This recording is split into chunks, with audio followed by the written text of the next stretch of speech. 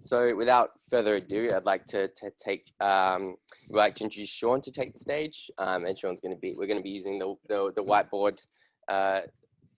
So Shaun is a mentor and educator, and his work in leadership and healing and highly referred and respected in the community. And Shaun is also a director at Wisdom in Your Life. So yeah, everyone welcome Shaun. Definitely. Beautiful. Are we able to enlarge now picture there? Sure. It's great to be part of your journey, guys. And right now we're just trying to get a picture of everybody, so that way then I'm sort of not just talking to a blank screen. It's one thing about working with Aboriginal people or any people in the world. It's really important for us to be and then mind present and also spiritual present or soul, whichever one would suit the person's individual thought around that. So how do we become mindful?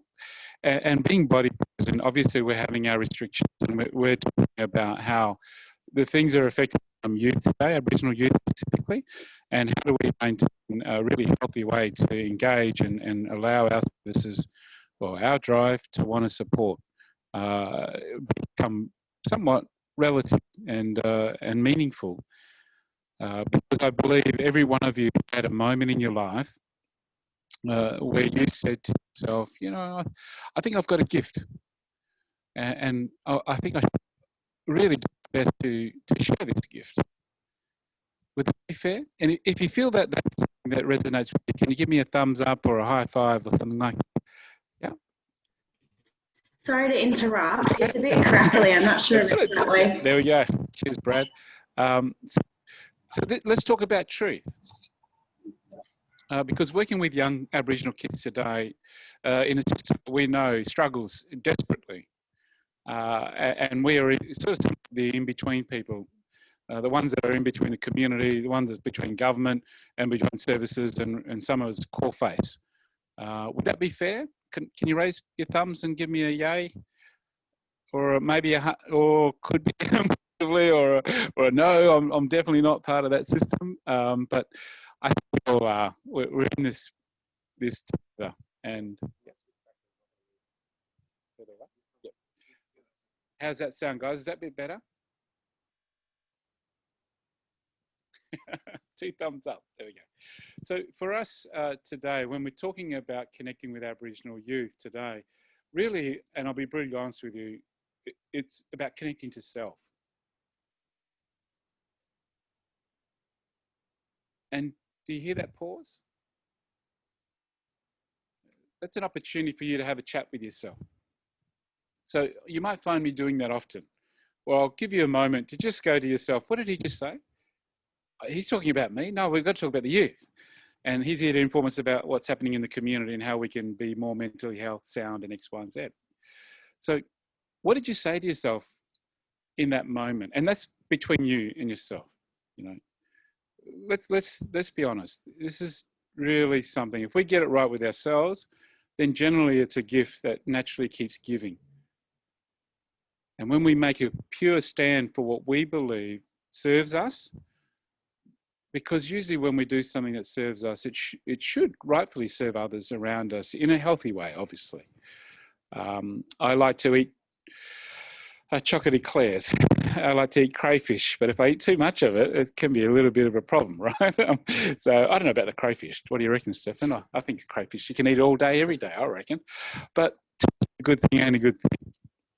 And so understanding these fundamental connections of body, mind, and spirit is the key to connecting with Aboriginal people all across the world, if not everyone. That's my point. So what does that mean? And how does that reflect to us? How do we become mind present? Mindfulness. Because in our past, we have things that we can carry that affect our moment here in time and in our present moment. So we've got to soften our history and say, okay, how do I best serve this moment with love and compassion? And am I able to do that?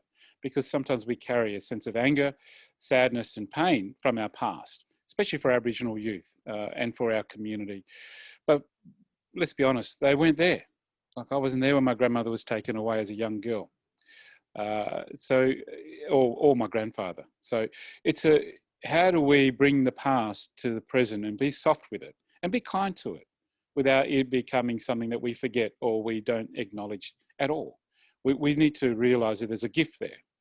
As much as painful as it is, some of our gifts in our past, something of what we don't want, but how does that best serve us to find empowerment through some of our greatest struggles? And then we go beyond our moment in our present time, we go forward and we have fear or anxiety about the possibilities of our future or the excitement. So we need to stay present. So that way we don't let our past and our future become affected in our moment right here today. Because we want to serve all in the best possible way we can and not separate ourselves from government, from community engagement workers that we've worked around. We don't want to separate ourselves from elders who have a certain idea about how to work with Aboriginal community, and certainly our youth today. We don't want to separate from them because we've got a future story that we talk about or a past one that's not unified and loving. Does that make sense, guys? Can I get a thumbs up? Yay, cool, there we go. All right, so how do we find a way now to bring the next phase of the body, mind, and spirit, soul to here, to this moment? The next step is the smell, taste, touch, hear, and see. Stefan might want to write that up on the board. Smell,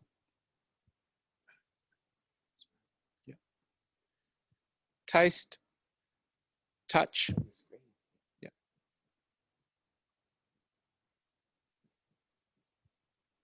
hear, and see. So these are some of our core senses that we use in everyday life. And if you've noticed in your time in your life that maybe it's what you see is most important. And sometimes we shut down our other senses, what we hear, because sometimes we're looking at a sunset and cars can be driving past us at 100 miles an hour and we're just so captivated by the sunset, we don't even realize that we're standing very close to a road. We have this great ability to be able to shut down our senses to support our immediate intimate connection around us.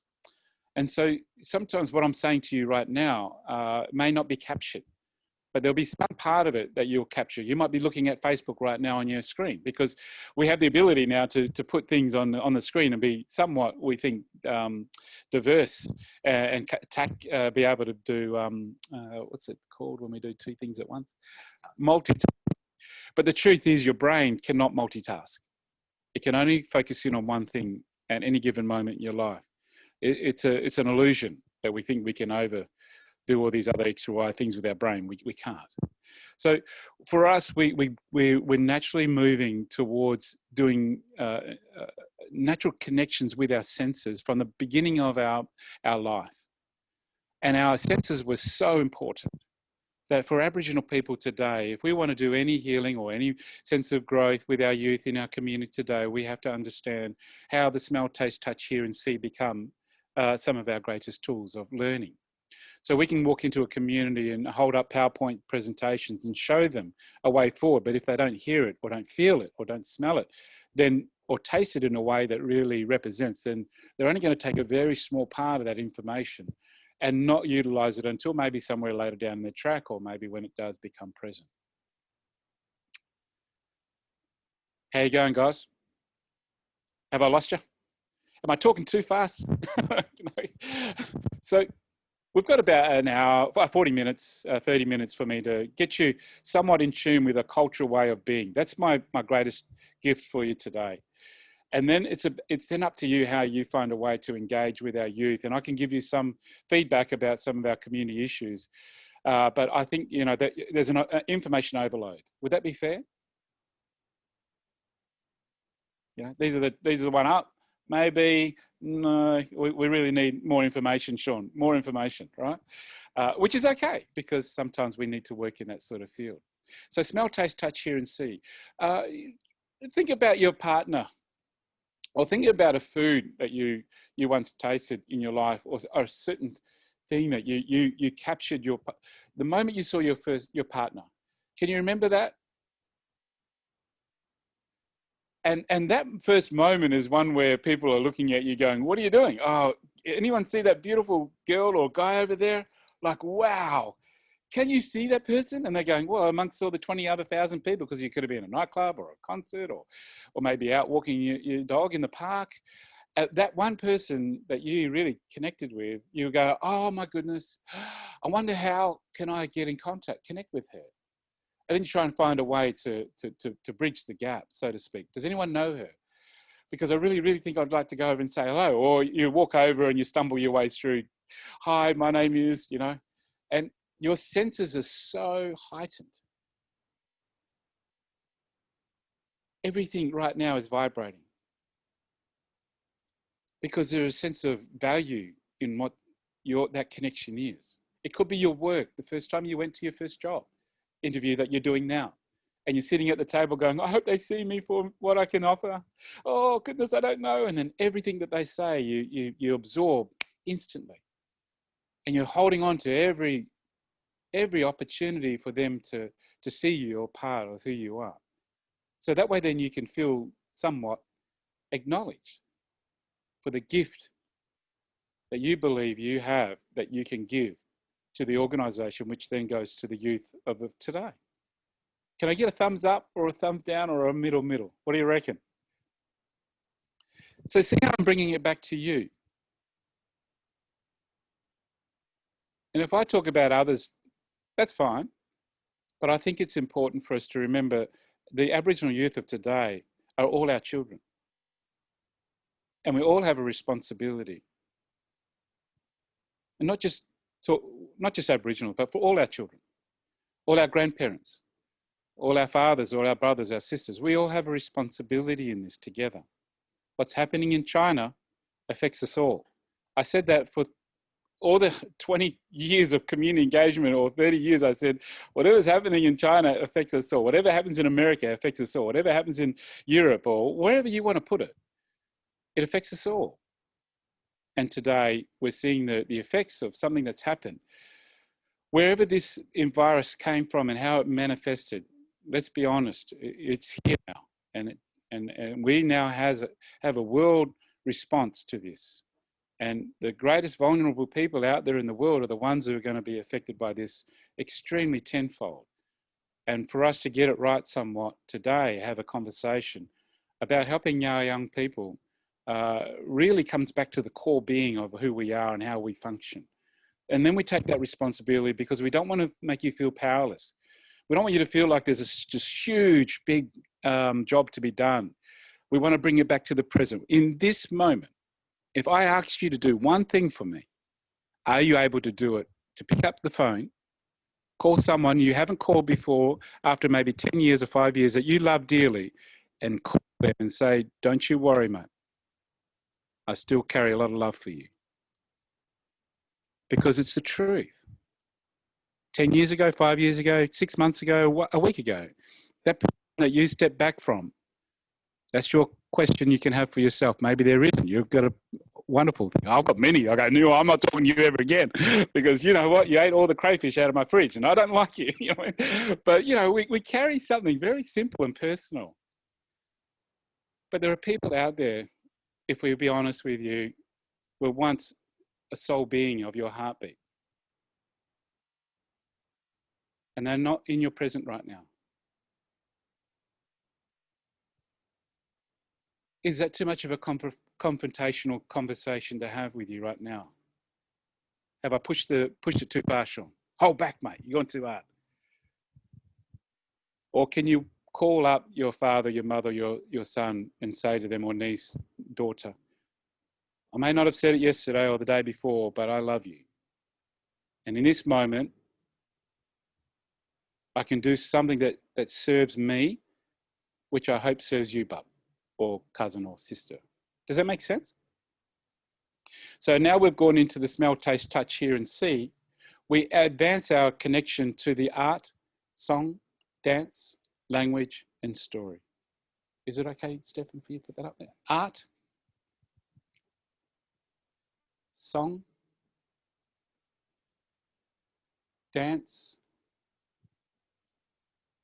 language and story. So as we start now to understand Aboriginal culture, I'm hoping you'll see that this is for everyone. So once again, I'll keep reinforcing this word of unity, and that we're all in this together. And no matter what you do when it works with Aboriginal people, it's exactly the same in our own backyard. We're no different to anyone else. So when you go to the art, song, dance, language, story, that's when we elevate ourselves beyond what's in front of us and what our hearts and our minds and our body is representing in the moment. This art, song, dance, language, story is an instant movement that allows us to connect beyond our thinking and our just basic ways of doing things. So imagine now, when you remember your partner, the first time you see them, or someone who really has made a difference in your life, it doesn't have to be a partner, and you go, I remember the first time I saw Michael or Jane, and all of a sudden, this song came on. It was an amazing song. I can't believe I remember it. But your senses were so strong that song was an instant reinforcement of that moment. And then you can tell people what you were smelling in the moment and what you saw. You go, I saw this, my friend was there, the wind was the sun was going down, it was a cool day, but that moment was captured with all these elements of connection.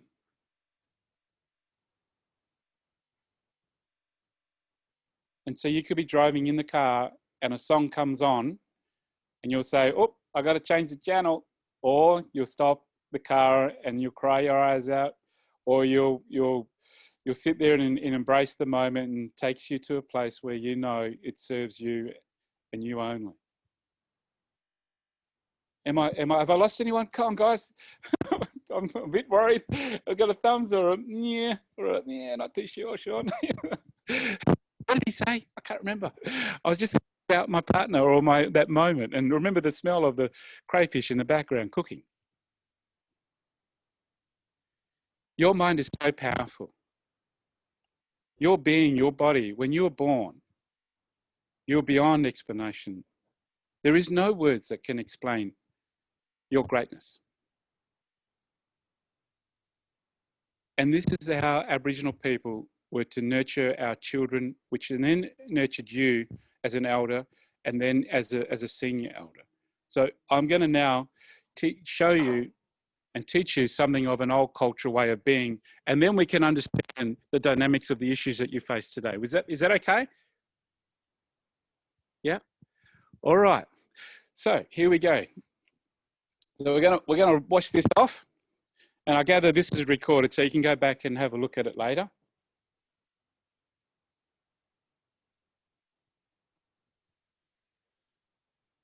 So here we go. You're once in your mother's tummy. And when you're in your mother's tummy, you're in this vastness. You're like floating. Not quite yet. You were floating. And when you were floating, you thought to yourself you were in this infinite, great, big universe. Does anyone remember when you were a baby in your mummy's tummy? I hope not, because if you can, it's an amazing thing. you're exceptional. But it was a feeling. Trust me. Trust me when I say it was a feeling. So when you're in there in this vastness, you started to grow, because no matter how far you reached this way or that way, you couldn't touch your mother's womb. Then you then had this great expansion and you started to grow. And at some point in the 6 seasons, as we moved around our immediate areas, following the rhythm of the universe and the planet and all its birds and the rivers and the oceans and the trees and the fish, you see how it just gets really intimate now. When you understand the rhythm of this beautiful universe, it's just an amazing being. And what happened is that you grew to a point where you had to kick out. You were feeling very restricted. And you kicked your mother. Any mothers there? Do you remember the first kick? When you went, oh, yeah, and I'll just do my best because we're on TV, not TV, on a Zooming thing. Ah, and then you went, wow, it's no longer a thought now. This is real. And you're in the moment where you went, wow, my baby is actually real. And you felt it. And somehow, maybe I'm sure if we had time, you'd be able to explain that moment. It was in a shopping centre. It was at work. It was down on the street. It was at the park. It was somewhere. And then you could describe that moment because of the smell, taste, touch, hear and see. And your senses of being.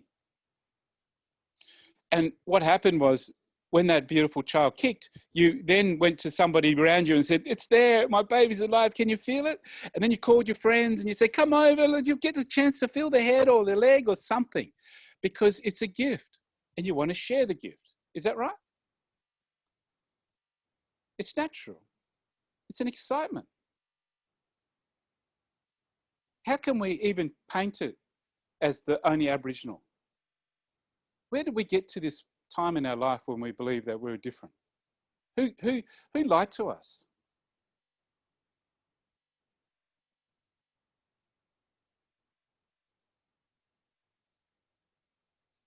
Are you having a conversation with your grandfather, your government, your great teachers in your life, and you're saying I hope you're saying to them, sorry, but I really do love you and I care about you, but we are all the same. And I'm just going to have to put that one to the side. For the rest of your teachings, love it, Mum. Love it, Dad. But that one, not good. And why did most people do it? Because it made them feel safe. Because it was in the time that we were in. My grandmother, being a fair Aboriginal woman, she was to be seen as a white person. And she spoke or done anything Aboriginal, it was death. So for her to try and soften the old cultural way, it wasn't a soft transition, it was instant. And so our sense of connection to this cultural way was really hard on my grandmother.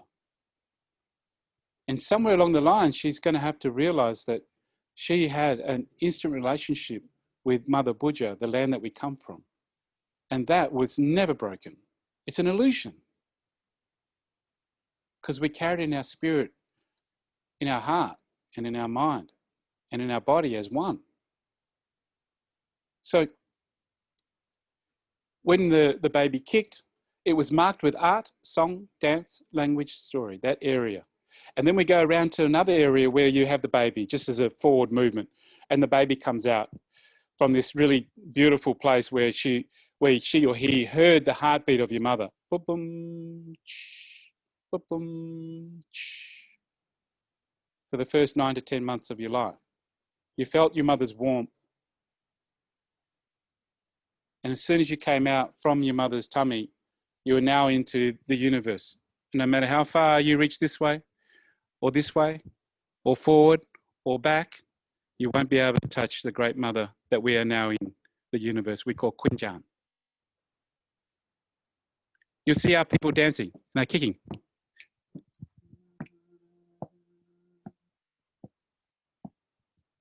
We're trying to speak to our mother, our universe. Do you feel me? I'm still alive. Are you jumping and excited about being, that we're here?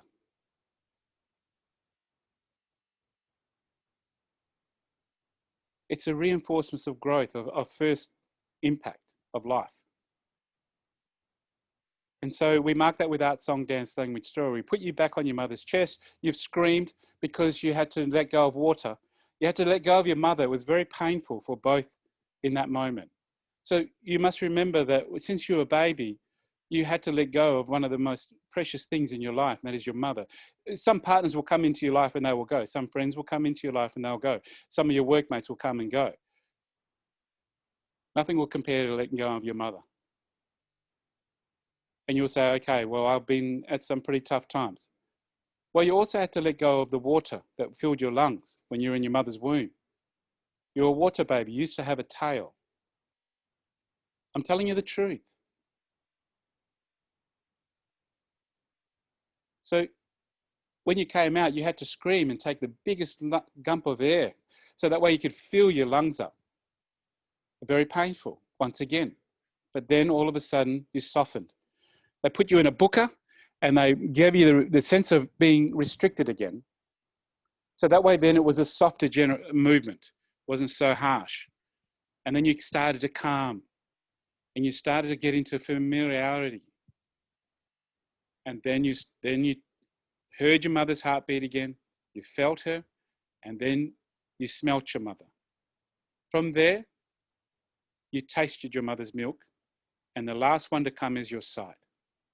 So for us as Aboriginal people, those processes of connecting to your senses is the cultural way of being with us, no matter what. So when we bring a PowerPoint into the community and we say, here we go, we're just going to tell you what needs to happen. If you go from A, B, C, D, then all of a sudden you'll get, I went to Balga High School, I can't go past A, B, C. What is the next one? You laugh, that means that you're still listening. Yay! I've got to get a high five, brother. You see, sometimes when I'm doing the talk about connecting to our great mother, yourself, our mind and our heart soften, and the hearing even softens more. And we're just in the moment of embracing the feeling of what it's like to be truly immersed in old cultural ways of being.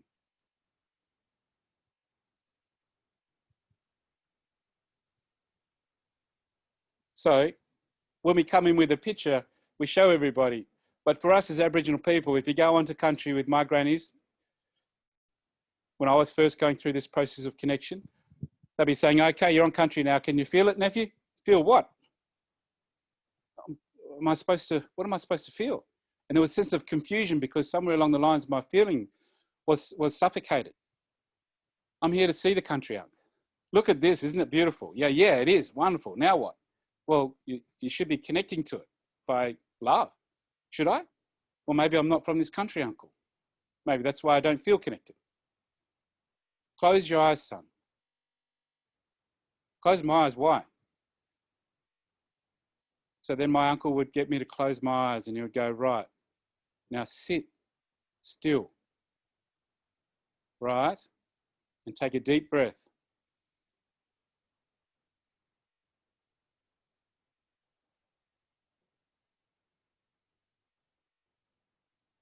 What do you hear, my boy?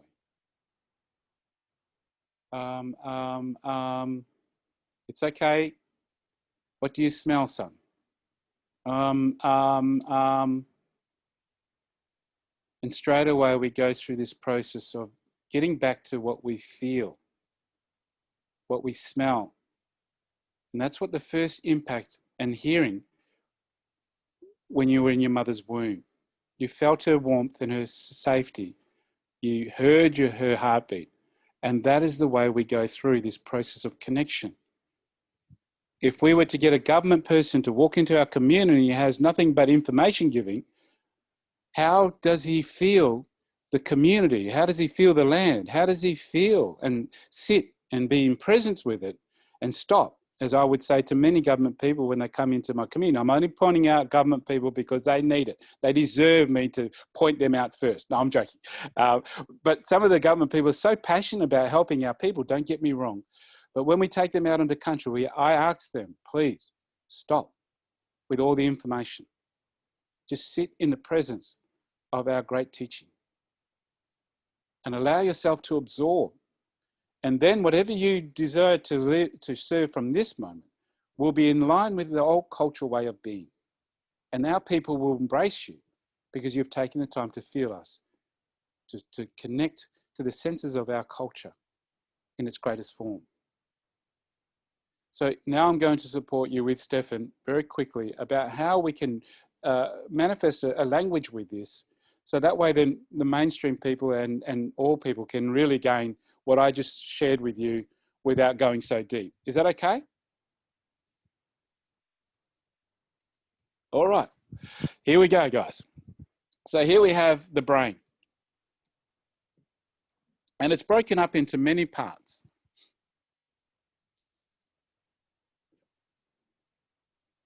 Yeah.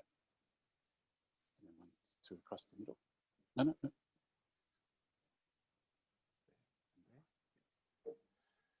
So we have the brain here, and it's the left side, L, the front, the middle, back, and right.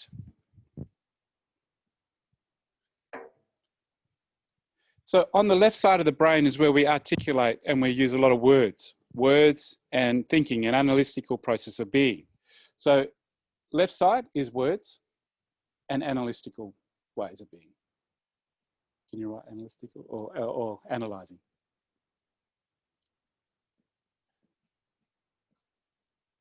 And over here is the art, song, dance, and story.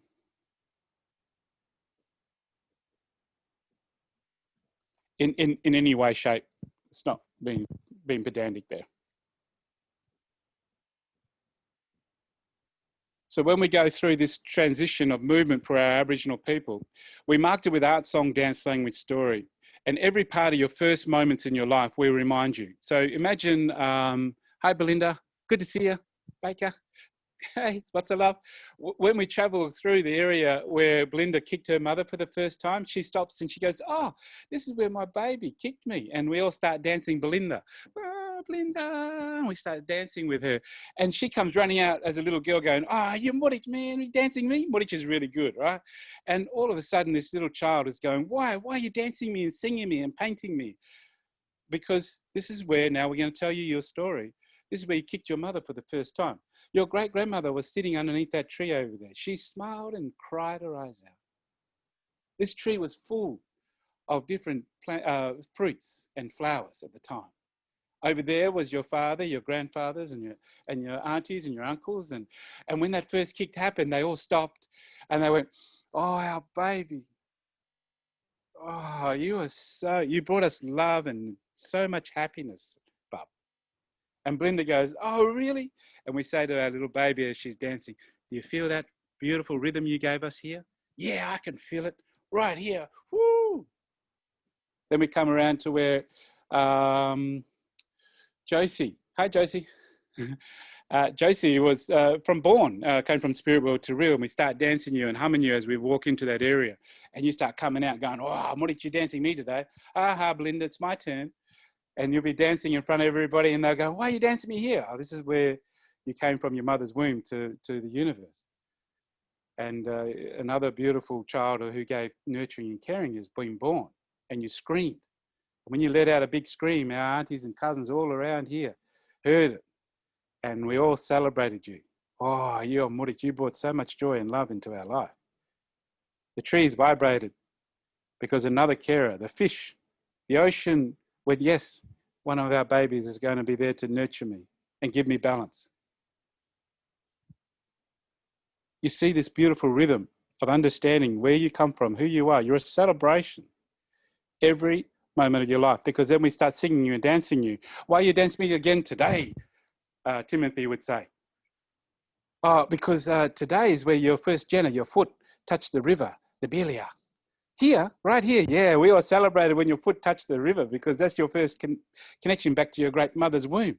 Every time you go to a hot bath. Have you been in a hot bath before? And you've laid in there and you're going, oh man, I'm not going to get out of here. I need to stay in here. And you just turn on the music. That's listening to your mother's heartbeat. After a while, you're so in tune with what you feel in the water and the hearing of the music. You no longer hear your kids at the door going, let me in, Mum and Dad. Why would you leave me out here? I need you. I need you to help me. I don't find my t-shirt. And you're just so in the moment that everything just stops. And you recharge. And so for us, the serpent is a really important part of our connection. And as he comes in and connects with you into your heart, into your spirit, he feeds you. He becomes the umbilical cord to your mother and constantly feeds you. It's like when you go into space. Have you been in space before or seen anyone in space? They've got this thing that keeps them alive. And then there's an umbilical cord that comes out that goes back to where the oxygen is. And they float around like this. Yay, I'm in infinite. You see, we're constantly going through this process of connection from the time and before we were born. So here we have this beautiful rhythm. Now, what will happen in this moment is that if we analytically talk and bring words into this, all of a sudden, we've separated ourselves somewhat from the other side of the brain. where we now go into a process of dance art, and we go through into the story, into the song, and then we come back and we give it words. So once we have listened to a song and the rhythm of the river, or if I was to say to you, we went to Uluru, and when we went to Uluru, we stood under the rock, near the rock, not on top, right? And we stood underneath there, and then we say to people, okay, when you were there, anyone been to Uluru? Okay, so maybe a possibility somewhere in life. Oh, Brad's been there. Awesome, Brad. And you stood underneath that rock, and people say to you, tell me, what was it like? And you go, generally we go, oh man, how do I explain that? Put words to that. I don't know. Okay. Sorry, man. You're going to have to go there. In other words, you have to make yourself body present. Soften your mind when you go there, trust me.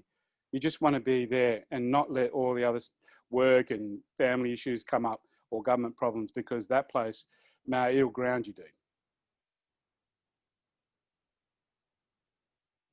You ever come home and been loved by your intimate partner, and they give you a hug, and then you start talking about all the politics of the day? They say, what are you doing, man? Stop.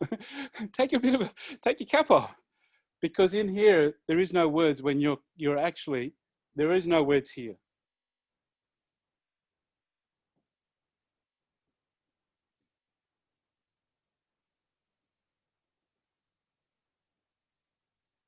So imagine when we come across our young people today in our community and we start saying, tell me what's wrong.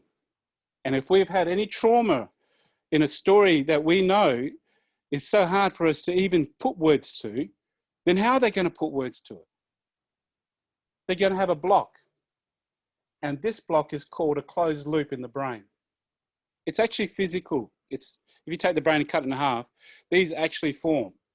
And they form cancers, and they form, migraines, and they form all forms of unhealthy ways of being. And so what we do is that we get to this point where, oh yeah, we're going to talk about Aboriginal people. Oh no, I'm a stolen generation. Or, oh no, I don't know. My grandparents never told me.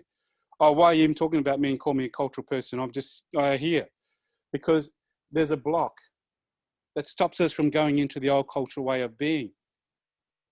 And so it's the same for mainstream people as well. Oh, I'm not Aboriginal, so I'll never be able to understand the art and song and dance and the language of this country. What are you talking about? It's a gift for all of us. Haven't you heard the old story? The old story is never separating. We all have a place. As long as you bring your soul, your spirit, you bring your heart and your mind, and you soften and your body present, we can show you that this is a gift. This universe is all our mother. This planet is all our mother.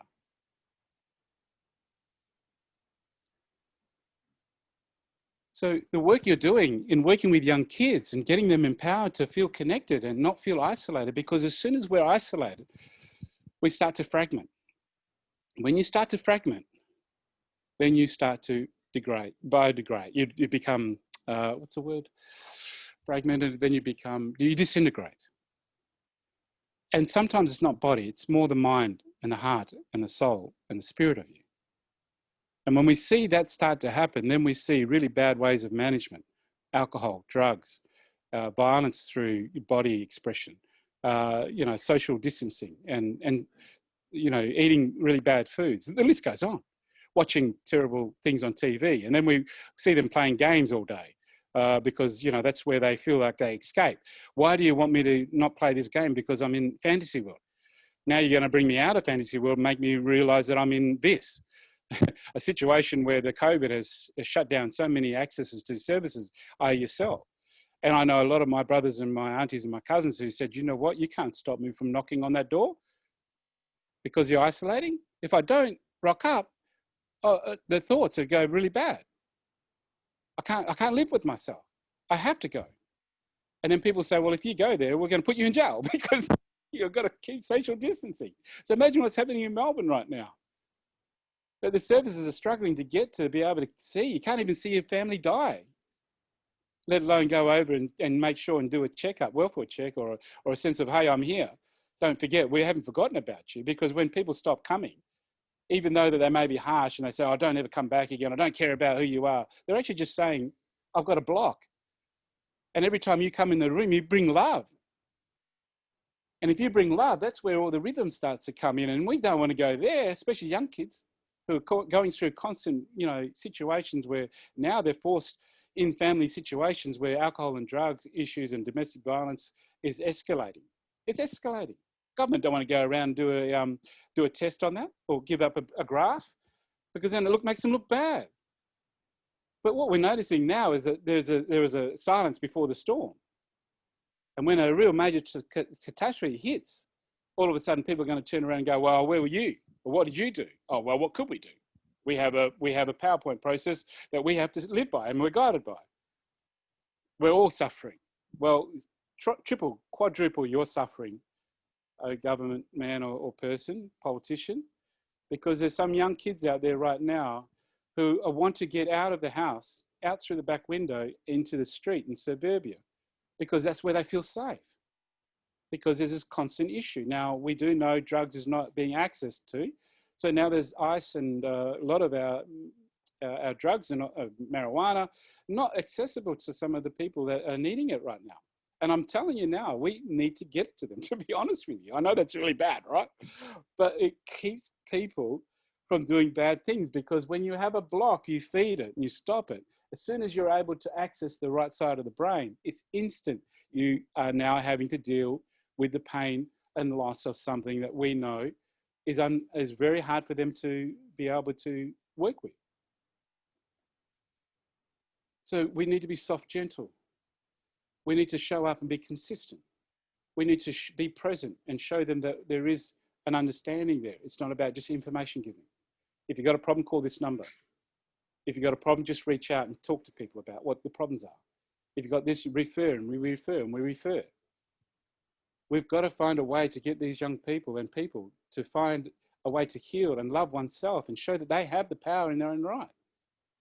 If we just sit and play a music and a song, and they'll go, but what are you doing? Oh, just putting a song on. Why? You're here supposed to, do a health check on me. Well, is it okay if we just sit on the porch and just connect to this great thing around us? And if they get up and say, no way, I've got a block, mate. You don't have to acknowledge the pain and sufferance of what that is. You all have to do is acknowledge that they have it and tell them it's okay. I understand.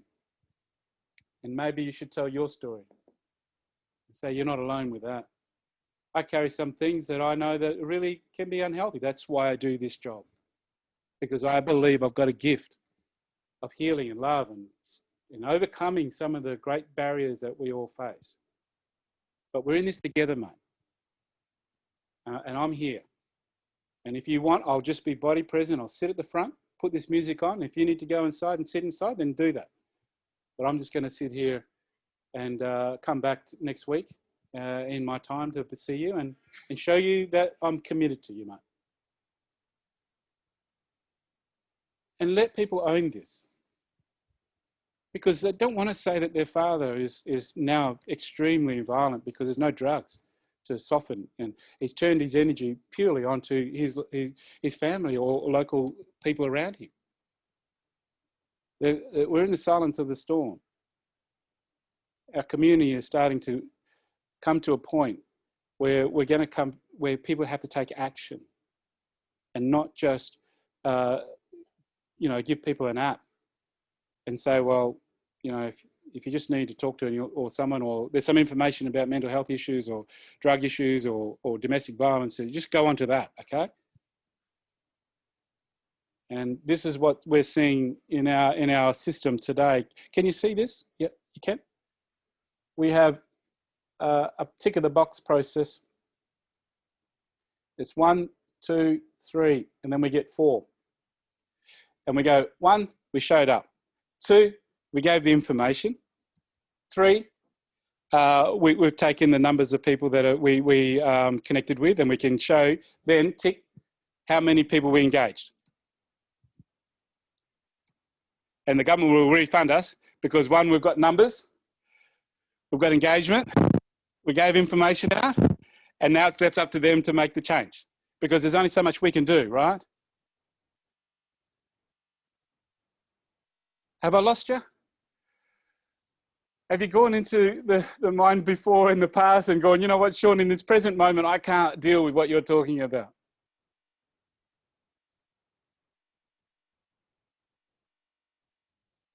Have I struck a chord? Are you going to remember the pictures more than me? I hope you do. And the story of us being connected to land and country in a way that really flows. There is no separation, people. We only isolate the language of Indigenous youth because it serves a system that no longer serves anyone but itself. Is that wrong? Is there government people here that are going to go around and say, oh, Shaun, how could you tamper with the foundation of our country? Or are you able to look at the system right now and say, well, what is my buy into it? And how can I say, I truly understand the rhythm of this country and the people and instantly a part of that because I understand myself and what I said would serve me. So where's the empowerment? Hopefully the empowerment is saying to yourself, we have an obligation to go into a system where this is happening. What time are you going to eat? No, well, when I'm hungry, I guess. What are you going to eat? What's in front of me, dude? What are you talking about? Why are you asking me all these hard questions? We've got a meeting today. Yeah? Okay. Well, I'll be there. Are you sure? Because if someone calls you and says, oh, we're going fishing, you're not going to go fishing. You're going to come to the meeting, right? Yeah, of course. I'll be there. Oh, I'm a bit nervous, cuz. And there's just this flow. It's that rhythm. Because when you listen to one song, it's very hard not to listen to two, isn't it? You see, there's an invitation for us to get this right and that one right and blend them together. And that's our job. You're working in a place where everything just flows and there's, how do you make conformative ways of being? Because it changes every week. And then with this situation that you're facing right now as community engagement workers, it's so hard for you to be able to say, right, this is my structure, I'm going to stick with it. Am I right? Or am I on the wrong path? So how fluent are you? How do we wash past this and around it without getting caught up in all the pain?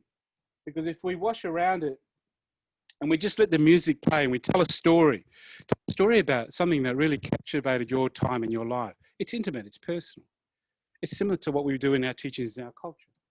And this will actually naturally close down and become smaller without even identifying the pain and the trauma that that person carries. It's truth. Scientists will tell you this, that if we just allow ourselves to flow, this will come down and slowly but surely disappear. So for us as engagement workers or community engagement workers, I hope you find time to nurture self, allow the energy to flow around you. Maintain connection is a very important thing because as soon as there's a separation, we understand there's a block. And what is that block? Well, that's personal. We just want to say it's okay. We understand. So when we look at the system now today, very quickly, we notice that there's very few services going into the prisons, the juvenile justice, Banksia Hill. There are some engagements there, but we do know that visitors are lacking.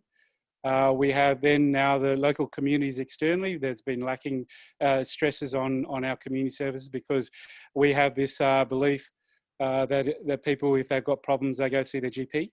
Or they refer them to a counsellor or a psychologist. And all of a sudden, us as youth workers and community, we have the greatest gift. We have great gifts of maintaining the rhythm of these young people. We need to invest into you and invest into you to give you the empowerment to be able to be present and to give when it is in tune with these young people's way of being.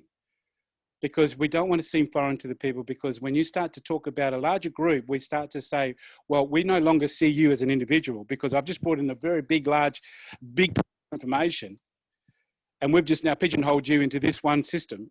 And that young person sits there and looks at you and goes, why did you show up? Because that doesn't reflect me. And so where's the trust?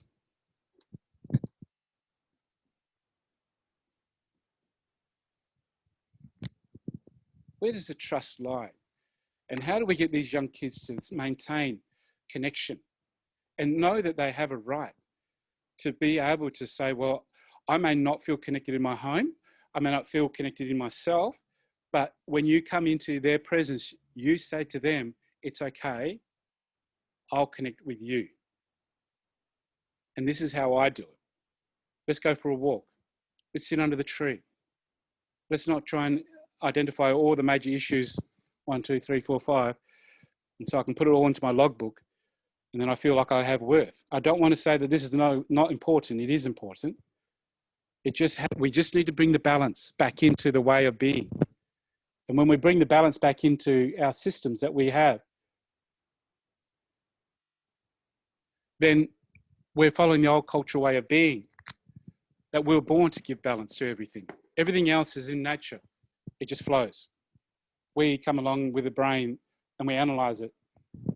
And in some ways we compartmentalize everything and then we separate. And when we start doing that, we fragment. And when you start to fragment, you isolate and you disintegrate. So, how was that, guys? Try to push it all in. I know our timing has become somewhat of a challenge. Am I on par with what you guys feel would serve? Is there some questions that we want to go into now? Yep. And I think we're about 40 minutes in, 30 minutes? Yeah, pretty close there. I have a question from Christine George, asking how are we connecting Aboriginal young people with some of the lost rites of passage and ideas of passing of time. How can we as roles as youth workers bring young people to those rites of passage? The idea is to speak to right community elders, but sometimes that might hamper the momentum of some of the them have got connection. blocks. Remember, some of them have got blocks. If we're talking to some elders who have gone through stolen generation, they feel a little bit separated from that, which then very hard for them to create a sense of unity and love through this trust that we know serves all. So we've got to get their trust, and we've got to build a relationship with them. So how do some of our elders who have gone through some of the toughest times translate love and unity? It's been one of the greatest challenges for my elders and myself and others. Is that okay if I do this with you? So who asked the question? Hey, Christine. Are you there? Hey, did you ask that one? Yeah. Hey, guy. Good to see you. So here we have a young person. And when I was working with youth back in the day, the first thing I wanted to do, they said, oh, well, take them on country because that'll heal them. Because when they're in the presence of the river and the trees and the birds, it'll have an instant healing way of being. Would that be fair? Take them on country. So this energy is there, and we call that, the spirit of country. And what it does, it goes up through them. This is the planet. And then we have the star system, solar system. And it goes through their body, and it just engulfs them, and then it goes up, and then it comes down. And they just feel like they're just, whew. And they sit around the campfire, and they just go, wow, this is amazing. And anyone tries to talk to them, you can't. It's when people are in tune with the rhythm of this great country. So if we want to teach and get our Aboriginal youth re-engaged, some of our old people are carrying things in their heart that form that block. And there's a lot of division in our communities right now, and it's a tough job to get them all speaking as one and unified. So all of a sudden we have a block in our hearts. The energy then must be pushed down because it can't get to the brain. If it gets to the brain, there's another block. I'm not from this country. You don't understand me. I've got 10 different Aboriginal groups in my bloodline. I've got Chinese, English, Scottish as well in my bloodline. So I'm only 2% Aboriginal. I can't say that I'm part of this rhythm of nature. And we just get caught up in all these blocks and reasons of not connection. So we've got to find a way to be able to just get a movement, an energy flow into it. Remember when in the baby, they put you into a buka or covered you in a cloak that reminded you of being inside your mother's womb? So we've got to be softly gentle and just implement And some of that subtle change and growth is the ones that will make the difference. The big ones may not be so much. So we've got to be gentle and allow the energy to flow and be consistent and be patient. And we have to then invest into time. And we have to ask organisations and government to say, if you want to help get our Aboriginal people at the forefront of teaching our cultural ways of being and allowing our youth to have access to them, then we have to have a 5 to 10 year plan, not a 6-month trial basis. How many 6 months or 4 months trial programs have we done in our life? I'm 48. Well, I don't say that out loud too much. We have to block that out of the recording. I'm 25, all right? Remember, Christine, I'm 25, right? So when we work around this, I think we've seen enough. You know, let's do a trial. And it's like, well, what happened to the last trials? Can we just get past a trial basis and actually get active in the information, the trainings that we've already done? A lot of people put a lot of good time, hard work into those programs and to understand what's going in our community. And now we've got to action it. So some of our elders are having a hard time in getting this cultural way of being because there's a lot of blocks that are stopping our youth. So just because we have elders out there being connected, doesn't mean that we're able to see our teachings in its fullest form. All right, sorry, I hope that's okay. We've got another question. Do we have anyone that has any questions or any follow-up comments, or can write it in the comments or just say it out loud? Or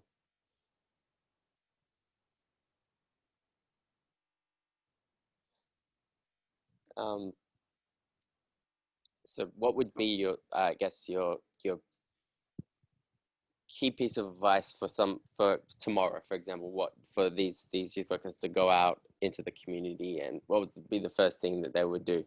The first thing that I suggest you do is give yourself a hug and tell yourself that you matter and you're not invisible and that you have a great gift and you're beyond anything in any words or any action. Your rhythm and your energy needs to be served. Share that like there's no tomorrow. Walk into that community with your head high, with the energy of love and vibration, and saying, I'm here because I have a gift and I believe that I can serve. Tomorrow is a day for you to love yourself. I know it's simple. I know I'm bringing it back to self, but it's the truth. I had to do it for me. Don't call me Aboriginal. I don't want it if it separates us. Don't even use my name, Shaun. I don't care. I just want to get into the rhythm of life and show people that if we start dancing and singing on the streets of this world, we can naturally gravitate others to it. You're a magnet. You see, why we do a welcome to country, Wanju Wanju Nija Wajak Nyunga Buja, is because I'm singing. Wanju Wanju Nija Wajak Nyunga Buja. And we sing to the river. The river we call Derbu Yirigan. But in the old language of the singing where Quinjan is, it's called Biblia. Biblia, Biblia, Biblia, Biblia, Biblia, Biblia.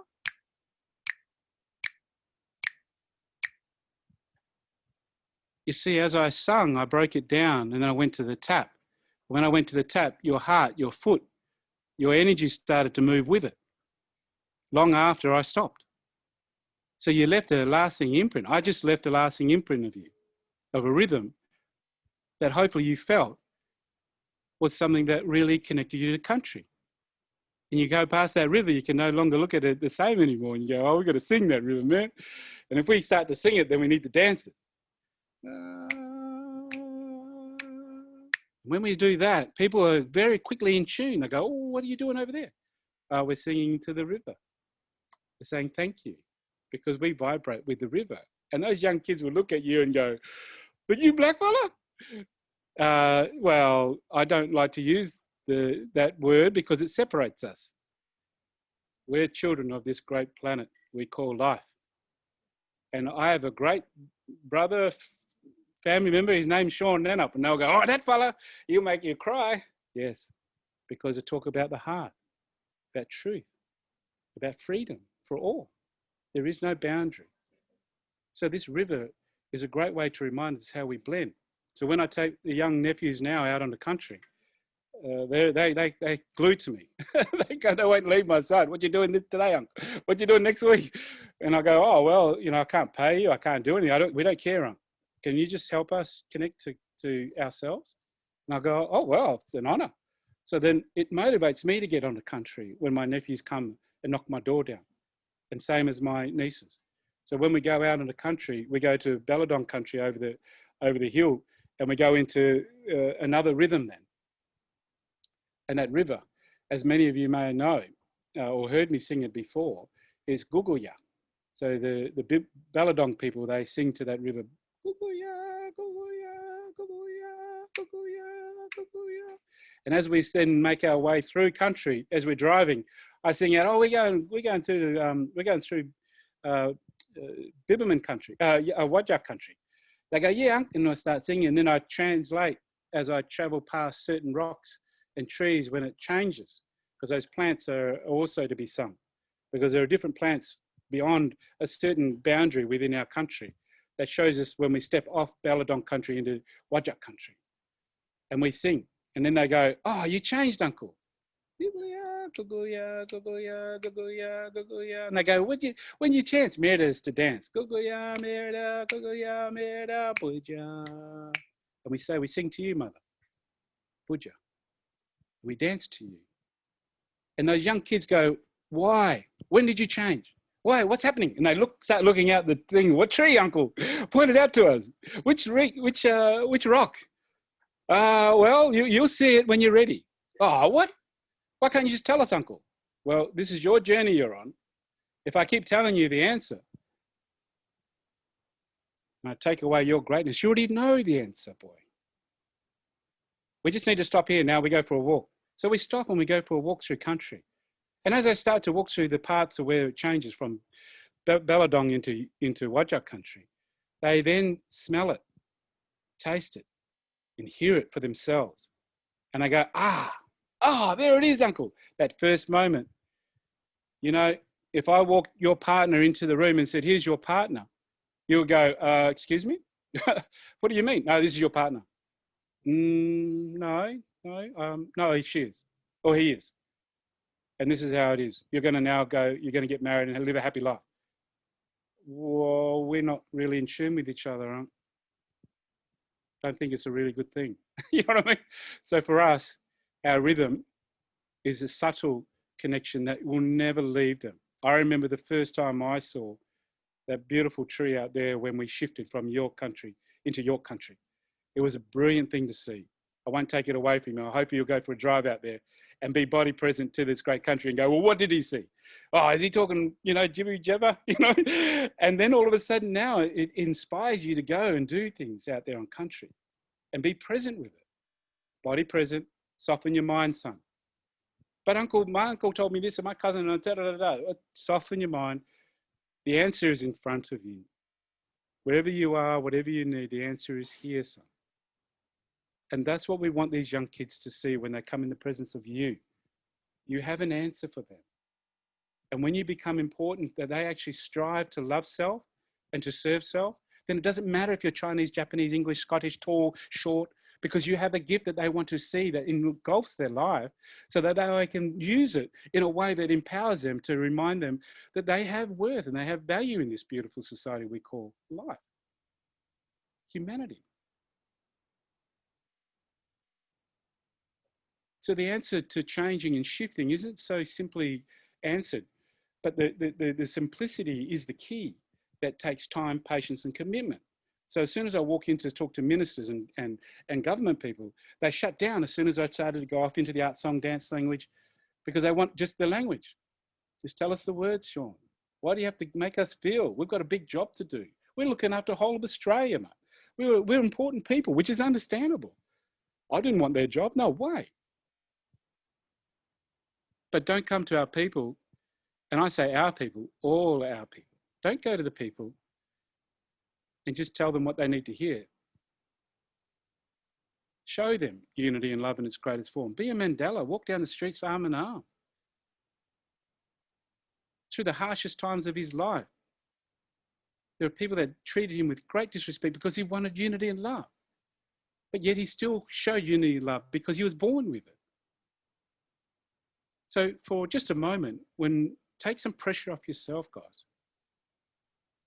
Tomorrow, I hope you take a moment, walk down to the river, go to the ocean.